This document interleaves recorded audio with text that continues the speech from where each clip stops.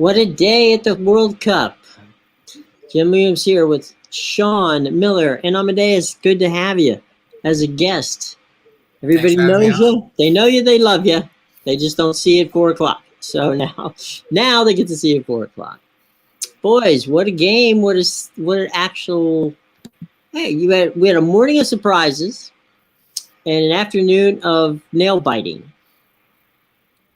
Yeah, I thought that the early games, I was really, a little bit disappointed in Denmark a little bit. I thought they were gonna, do something here, and they just didn't do anything. Good for Australia, to get through. We talked on here yesterday about someone had asked about that, and Australia going through, and I just thought Denmark was going to show up, and they didn't. So good on them. But the second games is what the 2 o'clock games is why they play these games concurrently, and it's this tournament chaos. Tunisia, France. The France disallowed goal. It was disallowed for everybody, but at my sports book, I won my bet, so I didn't care at that point. And really, FIFA came out afterwards and said once the ball was kicked off, they can't go back and review it. So it really should have been a 1-1 draw. But it doesn't matter. France is going through. They're going to play Poland in the next round. They'll be into the quarterfinals. The matchup in the quarterfinals is going to be France and England, which everybody I think is looking forward to. But those late games were pretty interesting. There you go. You got Mexico, Saudi Arabia. That one goal by the Saudis. Mexico, they have no excuse. They could have got 3 or 4 goals, and they didn't. Amadeus, if you want to go ahead, you can talk about them. Yeah, they had so many chances. I mean, that free kick by Chavez was nasty right in the net, but there was so many opportunities. I thought, personally, the Saudi Arabia goalie played the game of his life there. He controlled his box well. He made some big saves. If Saudi was going through, he would be definitely a contender for the Golden Glove, I think, despite letting in those 2 goals. Like they were just being dominated the entire match. But I thought he was the shining star for the Saudis. Well, there's no question about it. And you have to think Messi was quite pleased. Argentina 2-0 over Poland. So Argentina advances. Really tough if they stayed home. Yeah, should have. Could have put the game away. Really could have had Mexico. It could have had Mexico in the tournament, but he missed the penalty. I mean, really good save by Szczesny, and that save ends up getting Poland into the round of 16. They're going to get annihilated by France. Poland was atrocious today. They didn't even try to play. At the end, they weren't even trying to get cards because of that fair play thing. I mean, it was just a really atrocity to global football. It should be brought up on charges at The Hague. They're just really, really bad. Never tried to play. They'll get killed by France in that game. But look, they're through. So I mean, I don't know. I guess it worked, but probably not the way you want to get into the round of 16.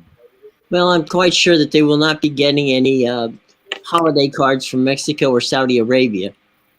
No, that's correct. So there you go on that one. And here's something, in the not-for-nothing category. CONCACAF, the only team to advance, United States. Not a good, you mentioned it yesterday, Sean, on our live show, the live watch party, that CONCACAF was, basically spitting the bit, and there's no question about that. Amadeus, I know you watch CONCACAF like we all do, and it just right now it looks like the stars of the show in CONCACAF are really the U.S. and Canada. I think Costa Rica still could get through, but yeah, they have to beat Germany. They're not going to, but yeah. So we'll see. We'll see what Costa Rica does tomorrow. They have to beat Germany if they want to advance, but it could get a little sticky for them because they already have the -6 goal difference from that annihilation by Spain. So that one pretty much put them out of the tournament right off the bat.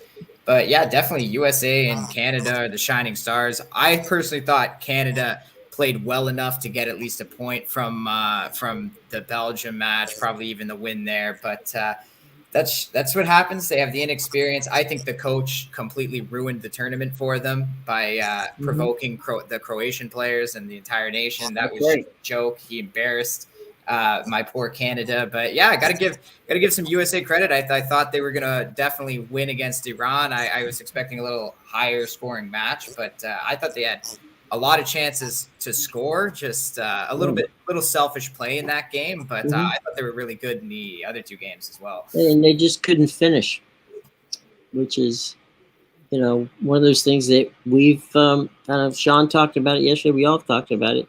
That they, when you have the opportunity, don't get cute. Just knock it in the back of the net and pray.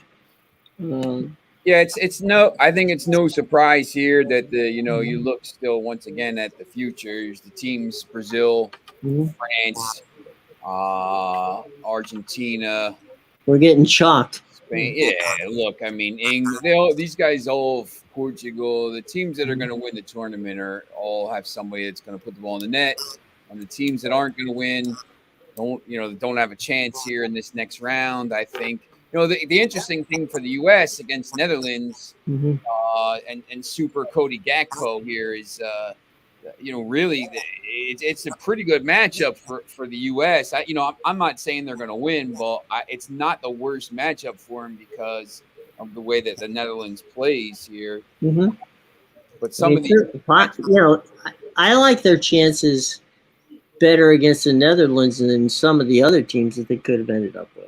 Yeah, I mean, some of these other games, Argentina, Australia. I mean, look, Australia's a great story. That's the second game on Saturday. They're not getting through Argentina. France, Poland. Poland probably has no shot in that game. France rested all their starters today, so they'll be. Although Poland basically rested their starters today anyway. And then England, Senegal is the other game. England, it could be a decent game, but I think England probably wins that pretty easily. And now we go to these next. These are the games for tomorrow. Croatia, Belgium, on Fox, Canada, Morocco. The interesting thing with this group here, and then you see Japan, Spain, and Costa Rica, Germany. All four teams in both groups are still alive. In the early games, except for Canada. Croatia plays Belgium, and Croatia just needs a draw to go through. Morocco, if Morocco can beat Canada, if Morocco beats Canada, Morocco is through no matter what happens in the other group, and they can actually win the group. If Croatia beats Belgium, they win the group. Most likely, unless Morocco beats Canada by 3 or 4 goals.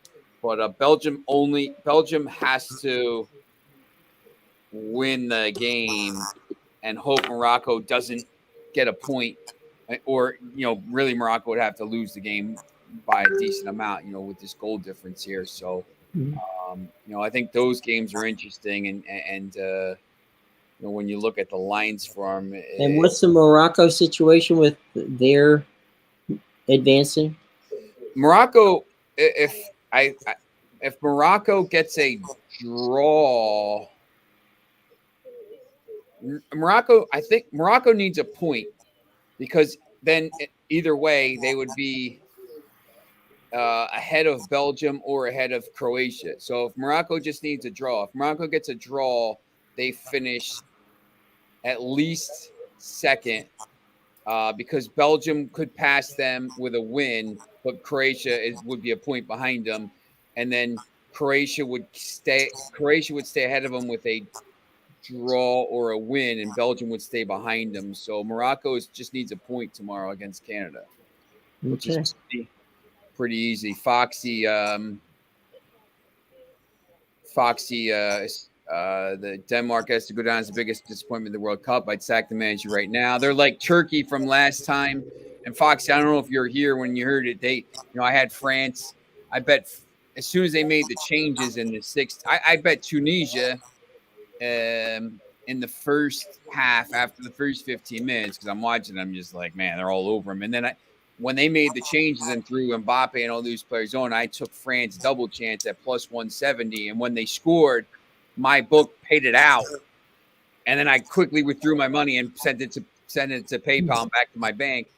And then, so they paid it. And then like 20 minutes later, they graded it as a loss, but they had already paid me. So I didn't really care. So, at that point, I won both bets there. So usually you can't middle a win is a win is a win. You can't middle you talk about middle in an NFL bet sometimes. You usually can't middle these soccer plays, but I found somehow to do it. So that was pretty cool.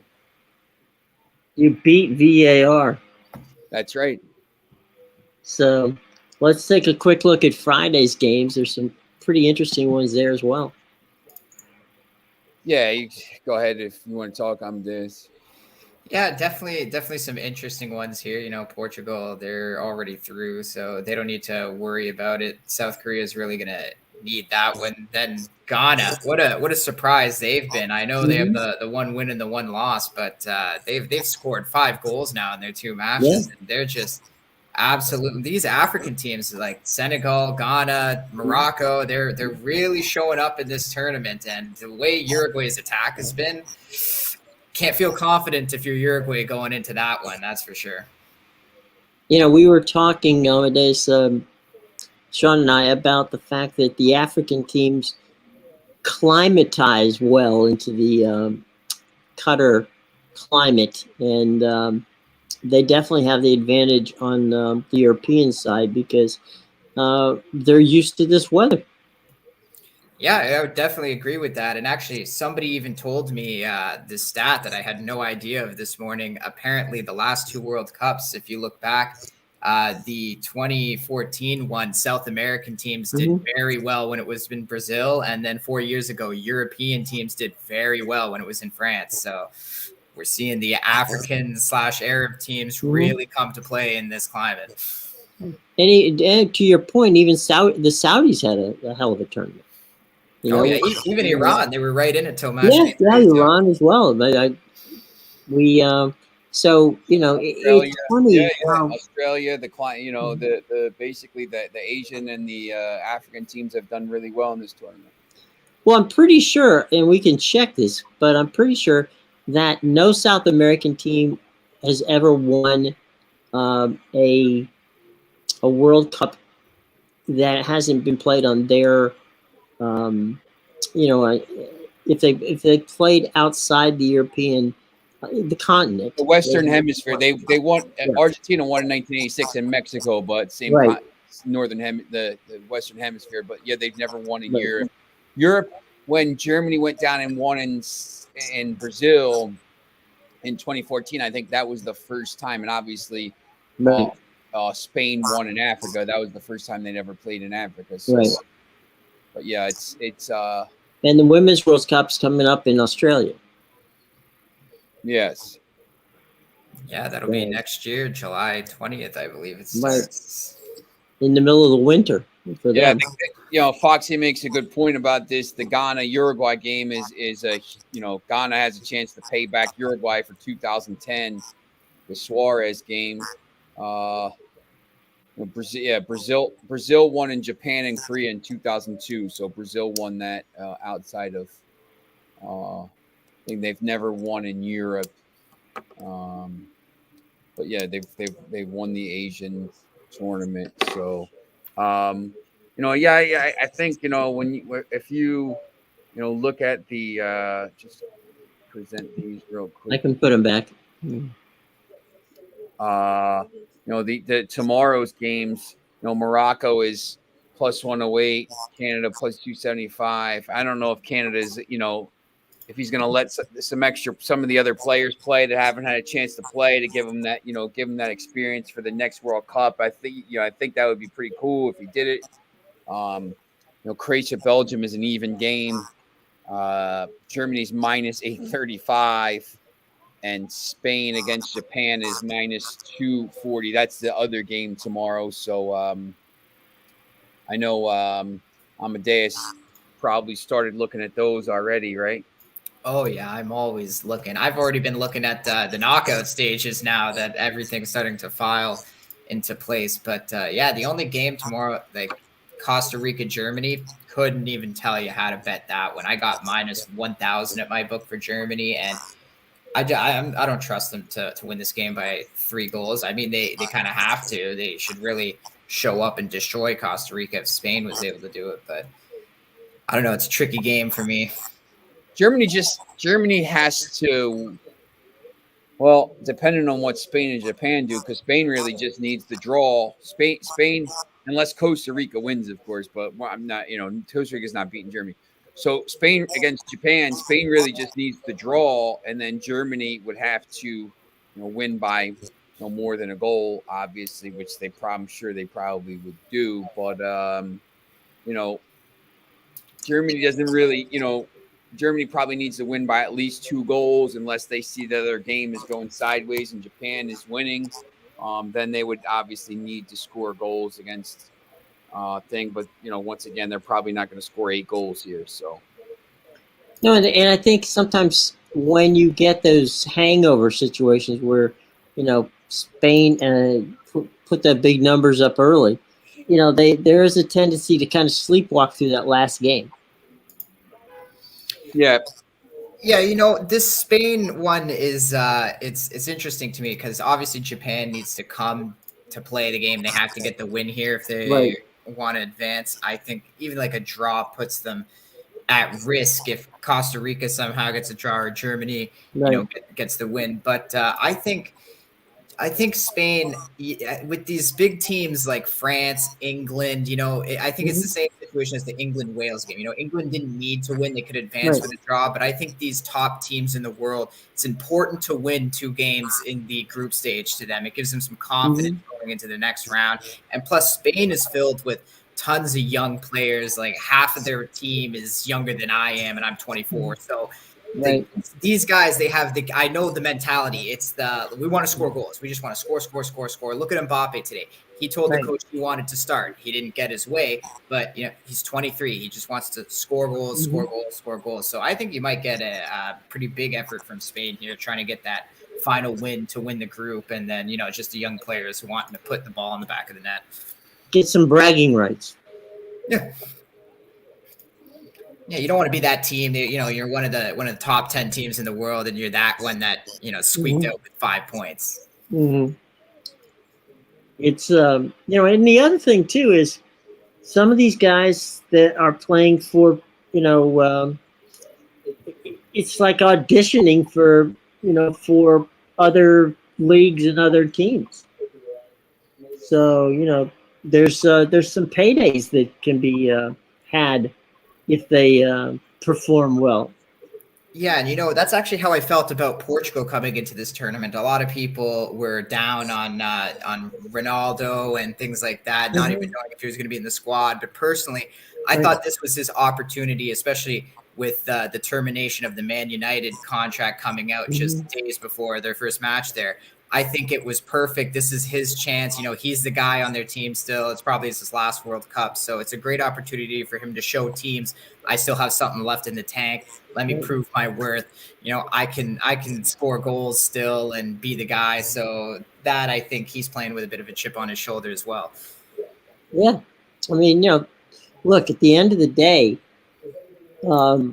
these guys are proud and they want to do something and they want to, etch their name in the, in the record books. So, we talked about Messi earlier. I mean, he's a guy who definitely wants his name in there. So, at the end of the day, we'll see how it works out. But some of these guys, some of these African nation players, guys, do you think, who do you think of the African nation players put their name in the hopper for some good paydays? It's tough to say. I really like what Abubakar is doing right now, but obviously, he's getting up there in age. But he was such a difference maker in their game against Serbia. I don't know why he didn't start. either of the first two games. He's a player, though, I definitely think that I think he's shown a lot in this World Cup. He's really proven what he means to the team. Even in the first game, it wasn't really till he was subbed on they started to get some more attack on Switzerland. So it's interesting. There's a lot of these players that I think Sarr too. Sarr was one player who really made his name. Yeah, he's been kind of linked with teams for a while. You know, with Watford. I mean, you know, a lot of the other players. You know, Hakimi just moved. Mane just moved. Abubakar, like you said, maybe for a team looking for someone to come in, maybe on an 18-month deal or something like that because he's getting up there in age. Hey, Choupo-Moting's performing for Bayern, and he's up there in age, so that's what I mean. I mean, I know Manchester United was kind of looking at him. You know, well, there's also goalkeepers. I mean, the goalkeepers 9 out of 10 times, those are guys that don't really hit their stride until their 30s. Yeah. You know, Mendy's probably going to be on the move. I mean, one of the two Chelsea keepers is going to be sold, it looks like. You know, Mendy could be on the move there. But yeah, you know, there's a lot of talent with these teams, and you know, you get to see it a lot of times. I mean, the French league, you know, so many stars from the continent there that play the League of Stars, as it's called. You know, it's one of the reasons I like watching the La Ligue, the Ligue 1 matches, Saturday night, Sunday night. You know, to watch the replays on BN, just because you see some of these talented players, and it's pretty interesting. Foxy's talking about Rodri playing center back. I don't, you know, I'm not sure. You know, I kind of take a look here and see who's going to play, who they think. Spain will not gamble against Japan. I don't think they can afford to gamble. Yeah, I just, you know, they're going to have a lot of the possession, and let's see what they see. The Japanese players are like the Energizer bunnies. I mean, they just keep running up and down the field. You know, you wonder. It's a smaller team. They got a lot of speed, though. Yeah, you know, they're fast and they just keep running and running and running. That being said, they don't always finish well, but they definitely they'll tire you out. That's for darn sure. Yeah, I think, look, this Spain team is really talented. You know, they got a point last game. I mean, obviously they would have liked to have won it, but you know, they just needed a point, to be honest. Here, you know, they're going to go into this game and expect to win. You know, it looks like they have Torres and Laporte lining up here on Sports Mole, so at center back. So, you know, not Rodby. Arambat was a good player for Morocco. Obviously, for Tunisia, Hannibal Mejri didn't play a lot. He's very young. He's 19 on loan from United at Birmingham City. So, you know, didn't get a chance to see a lot of him. Kudus, yes. Hopefully, yes. Hopefully, we go back and take the rest of Ajax's players. Kudus will be good. He's been very good in this tournament, playing for Ajax as well. And look, I think this Ghana team is going to be interesting in that game. You know, they're going to be huge underdogs at plus 425. Uruguay still the favorite at minus 137. Because it's Uruguay, they're not any good. You know, that game at 10 o'clock on Friday, I think offers you some pretty decent value there. Foxy, these games tomorrow, Croatia, Belgium, Japan, Spain, Canada. Going back, there we go. What do you think? You know, are you focused on one of those right now? I know you got your, you know, you can tell everybody where your plays are as well. Oh yeah, you can get my plays at BigAl.com and PickAdvisor.com. I've had 4 straight winning days now in the World Cup on a pretty big run. So yeah, it's been good. Obviously, you know, my Canada gets to play Morocco tomorrow. I think they're actually going to go with a pretty strong lineup in this one. From what I'm hearing, like it's all about making history. As you said, Jim, these players want to, write their name in the history books. And that's what Canada did. Alphonso Davies scored the first ever goal at a World Cup for the men's team in the last match. But, they're not satisfied. They felt like they've played well enough to get at least a point.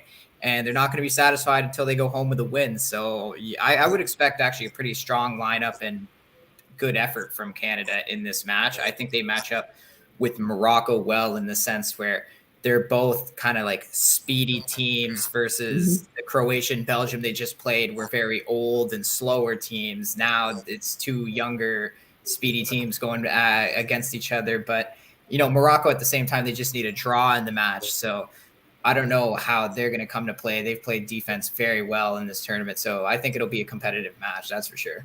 Go ahead. I was just going to say that, Amadeus, that the thing that, I've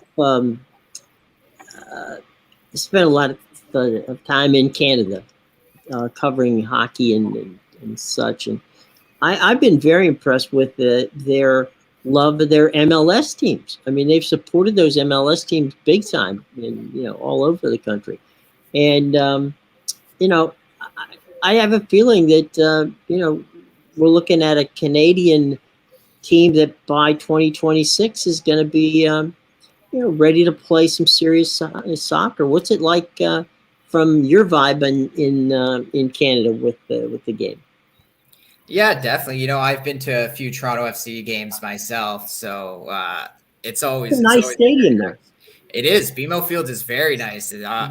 Just on the inside, walking around, the way they have the concessions set up, it's a very nice stadium.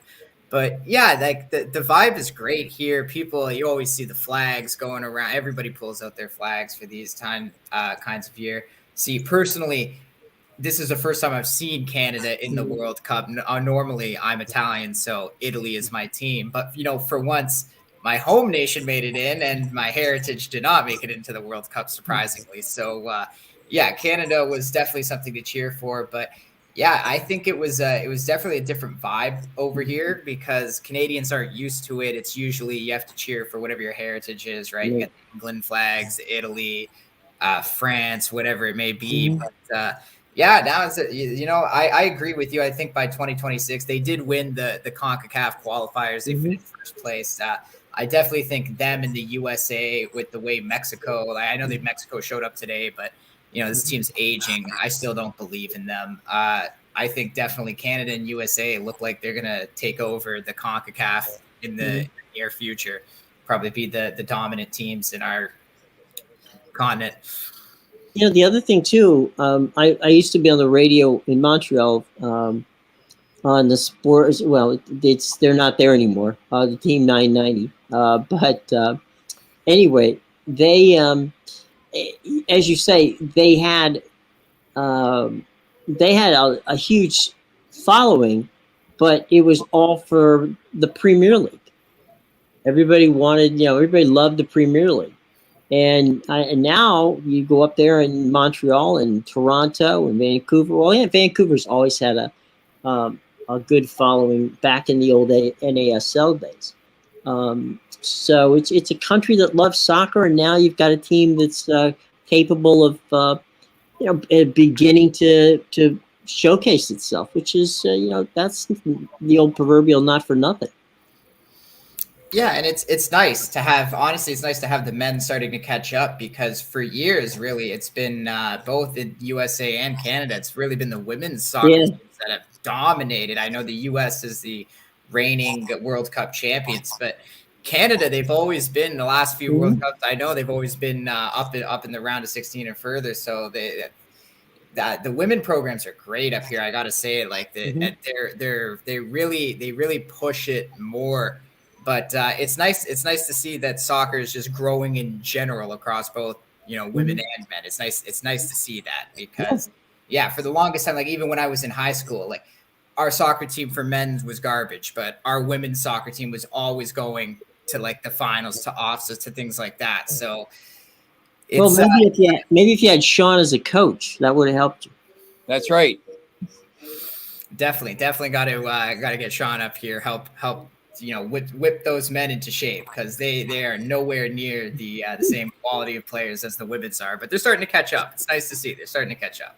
Well, it's funny too, because here in the U.S. we've seen that the women's World Cup ratings have always been good, and watch parties and all kinds of stuff where people go all around the states to watch the games, and they've actually helped the men from a standpoint of people wanting to get it done. Now, obviously, the professional league has not really taken off to the extent that they had hoped, but I think in time that'll work out.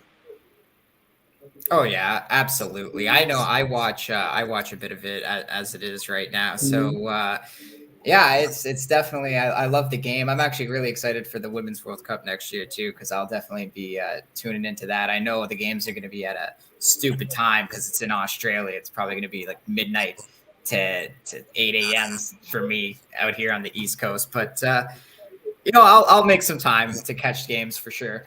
It's like watching the Australian Open tennis tournament. Yeah, I actually, when the last Australian Open was going on, or 2 years ago, sorry, when I used to work my day job, I was doing nights, so I would literally have my phone out watching the tennis tournament as I was doing my job. Well, that's we will not be telling your employer that, but yeah, that was pretty good stuff. Sean, what do you guys like from a standpoint of you got any early thoughts on the knockout round stuff that we were seeing right now? Some potential things that you guys, as gamblers who know what they're doing, that some early thoughts on some getting down some bets on some early games there. Yeah, I mean, I think the big teams are going to go through there. France, it's lines are already up. France is minus 375. She's going to have to try to figure out a way to bet that. Probably player goals. Let's see. We got Mbappe at minus, basically at even money to score. He's a decent bet. You got England at minus 190 against Senegal, probably -1, probably there. Netherlands is basically plus 100 against the U.S. If you think you like the U.S. there, it's plus 335. The Netherlands is a better team than the U.S., but Van Gaal and Netherlands sometimes have trouble against teams like that. So, I don't know. U.S. and draw might be interesting. Obviously, now you got extra time and penalties involved, so that could be in it. And obviously, Argentina against Australia. I think that's going to be probably like it was today, 2-0, 3-0. I don't know if Australia is going to be. I don't expect any of these big teams to get knocked out in the round of 16. So maybe one, but I don't think we're going to see too many upsets now. It's starting to get down to like the cream of the crop. So you like chalk through the knockout? Yeah, pretty much. I mean, I have to see like the other matchups, but yeah, the teams that finished second are clearly so far been behind all these other elite teams. So maybe depending upon the group with Belgium and stuff, if Belgium gets through or Croatia gets through as a runner-up, Morocco wins the group, maybe someone there, second place could do it, but it could be interesting.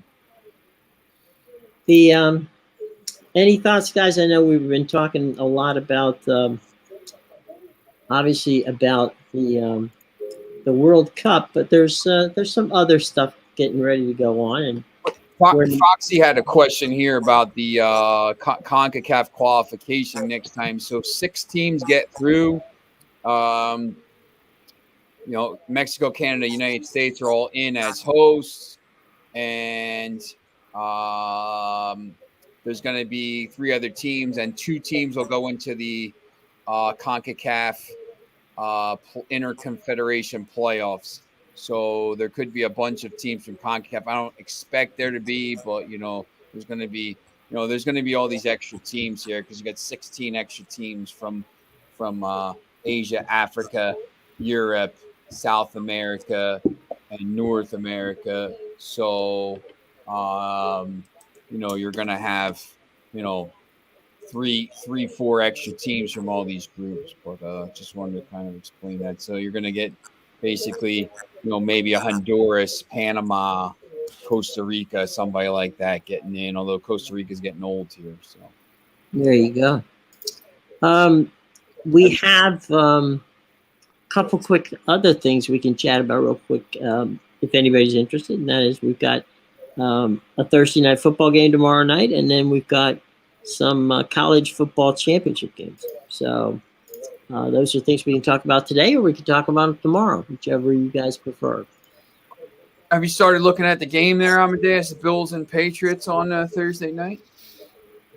Yeah, I don't. I find it's an interesting line, that's for sure. Minus 3.5 for the Bills. Yeah, but if you look, the Bills haven't done well in the division so far. I think they're 0-2 in the division right now. So yeah, I think this game is pretty interesting. When you look at the standings right now, we got. Buffalo needs to keep winning. Miami's got the tough game in San Francisco this weekend, so Buffalo win.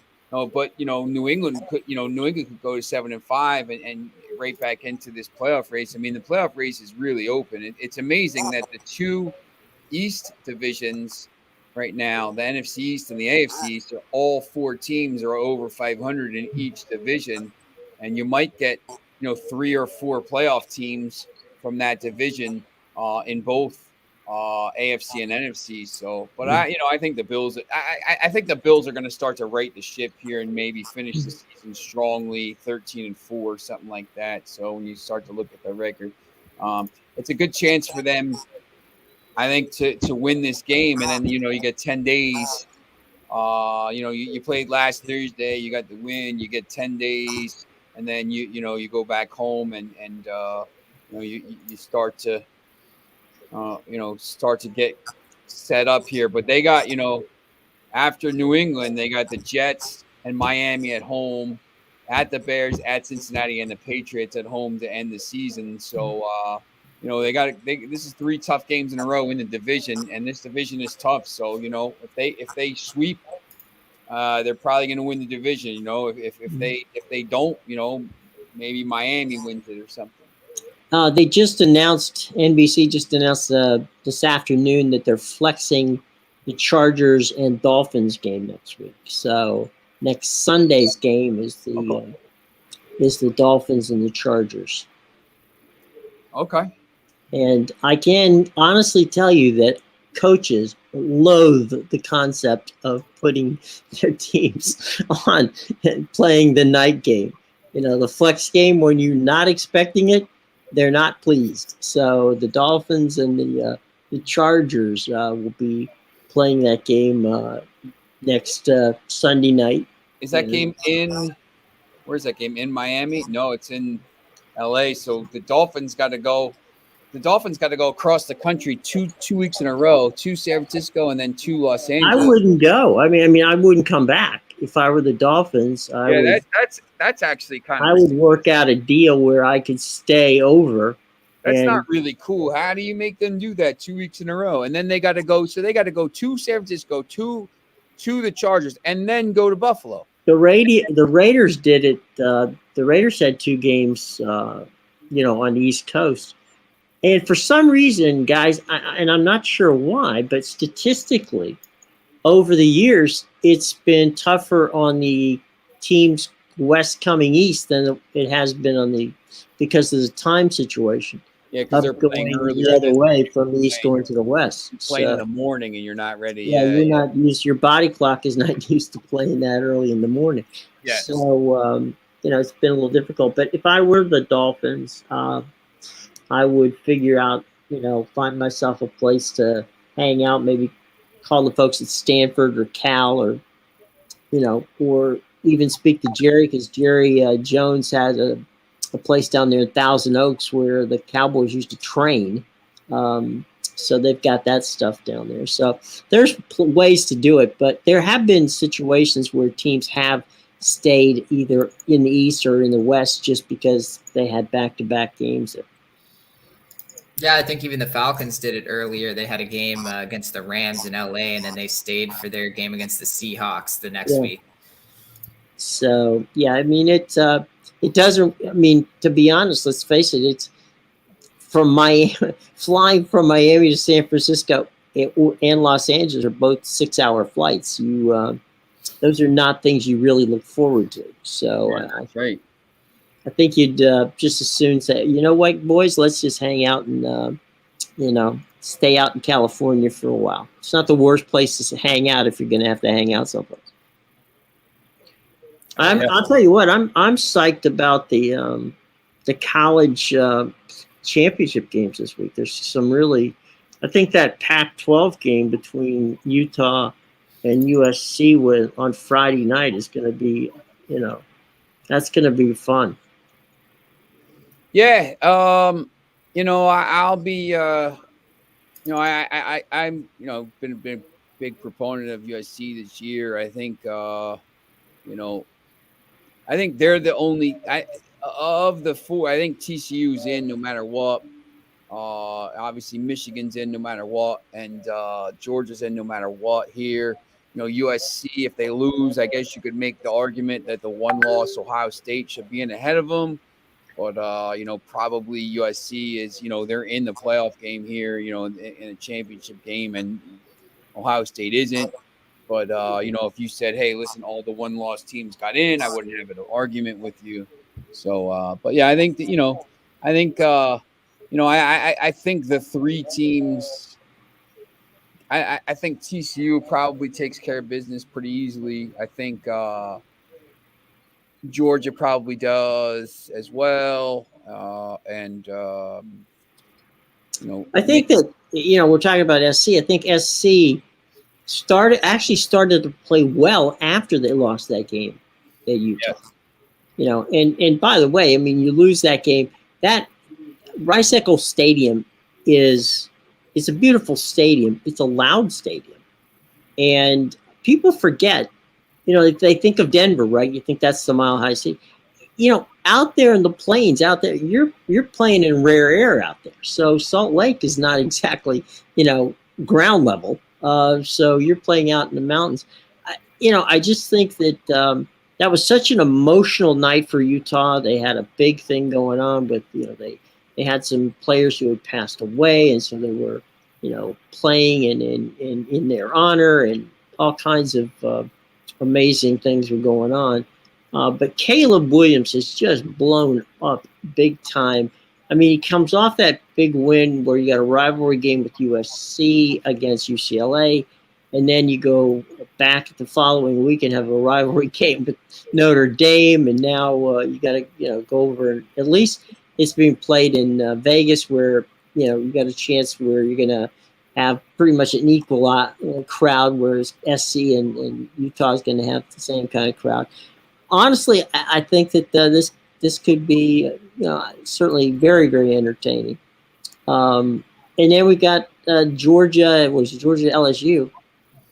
And Brian Kelly, as much as I dislike Brian Kelly, he has ways of firing up a team, and LSU has played pretty well, with the exception of spitting the bit against Jimbo Fisher. But that should be interesting. TCU should get by. Michigan's second team could beat Purdue, so I don't know how they're going to lose that one. But honestly, if I don't know if SC loses and Ohio State gets in, it'll make me very upset. And I used to do Big Ten football, but man, they just got beat. Yeah, if you're not beat like they stole something by Michigan. If you're not in a championship game, I don't think you deserve to be in the thing. Especially when you have deserving teams there. So I think that's pretty interesting. I bet you Alabama could beat Ohio State. Yeah, probably. So Foxy has a question about why the Rams are so bad this year. Injuries. You know, I think injuries. I will say that I'm going to say they let Von Miller go, and that was a big thing on their defense. Secondarily, Foxy, one of these, Matt Stafford has had chronic arm problems for about 4 years. And he had the Super Bowl year was the one year he literally didn't have an issue with his arm out of the last 4 years. God love him. I mean, that's wonderful for him. But if you go back his history of, with Detroit, it's just small arm issues, aching, and he's got problems throwing that. It's funny. He can throw a deep pass. For some reason, he can't throw an intermediate pass. He also didn't have Odell Beckham Jr., which didn't help. So targets are everything. Ask Tom Brady. The Buccaneers are having trouble finding their way. And so I think Matt Stafford's issue is his arm, and it's a shame. But, look at where Jimmy G has gotten the 49ers. Yep. So I agree. There you go, boys and girls. So any more questions from the class? Pens are down. Is that what we got here? Pens are down. Pens are down. Okay. And speaking of pens downs, down in Philly, we should see those folks sometime soon. Hopefully, we're going to have another watch party soon. We had a lot of fun yesterday. 2,300 folks showed up, and we enjoyed it. It was a lot of fun. It was funny because we had a little bit of a lag, and one of the great things that I got a kick out of was listening to Sean when the goal went in. He was like Andres Cantor. Whenever the goal went in, it was just like very animated. So we like that. We like animated. So. Yep. And Amadeus, you're gonna have to join us, buddy. I mean, have some fun with us. Yeah, it's not the same thrill for me because it's not my Canada, but absolutely, I'll tune in and join it. I think Sean was excited about a goal in another game. Wasn't the U.S. goal? It was somebody else. Yeah, Marcus Rashford scoring for England. I think maybe we're gonna start doing these for some maybe the NCAA games, maybe maybe some of the bowl games. NFL, yeah, definitely. Maybe some San Jose Shark hockey games for Amadeus. Amadeus is a San Jose Sharks fan? Yeah, don't remind me. How in heaven's name do you end up being a Sharks fan? It's an interesting story. It's because my parents pushed the Leafs so hard on me when I was a child, and I just didn't want to be a Leafs fan. So the first game they ended up taking me to was Sharks versus the Leafs, and I cheered for the other team. And ever since then, I was a Sharks fan. Okay, fair enough. There's I have a nephew who is a Sharks fan as well. He's from that area out there and has been to the Shark Tank many times. That's actually a fun place to watch hockey out at the Shark Tank. It's a very intimate situation out there. It's loud and fun, but it's got $17 beer. So if you are someone who likes to drink beverages, drink ahead of time, because that's not a place we're going to be benefiting from that standpoint. But anyway, very cool. All right. Tell you what, guys, what time shall class begin tomorrow? I think we're gonna go after the go 4:05 again. Yeah, 4:05 after the game. We'll play it out the rest of the week at 4:05. Yeah. And we'll ponder what's Saturday.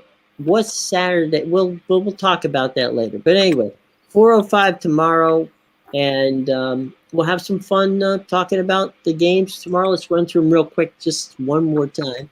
just so people know what's going on. If my computer would just push the darn thing up. Come on. Man, I have to hit it with a sledgehammer. Okay. And there's a slate for tomorrow. Foxy will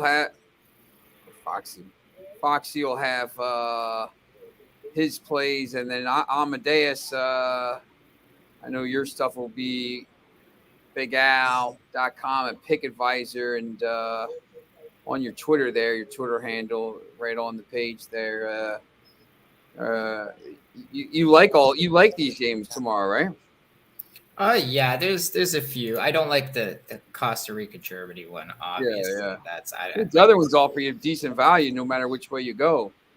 Yeah, I've had a lot of success betting on the totals in this World Cup the last few days. Mm-hmm. So I think maybe totals might be the way to go. Just there's been so many upsets. These sides are impossible to predict. So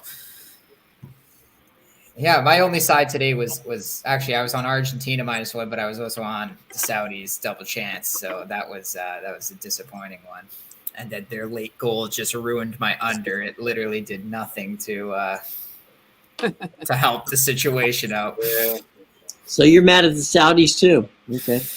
Yeah, well, Al Dossary scored, so I'm not gonna be too bad, but yeah, we gave out him and Al Shiri to score a goal, either or. Shiri was +400 and Dossary was +500. So either way, if you played both, you cashed. Yeah, not bad at all. There you go. All right, so that's what we got for tomorrow. And we shall return tomorrow and have some fun. And we hope that you'll join us so we can also have some fun together. Gentlemen, have a nice evening. And tomorrow we'll have plenty of fun stuff to talk about. Until then, take care, everybody.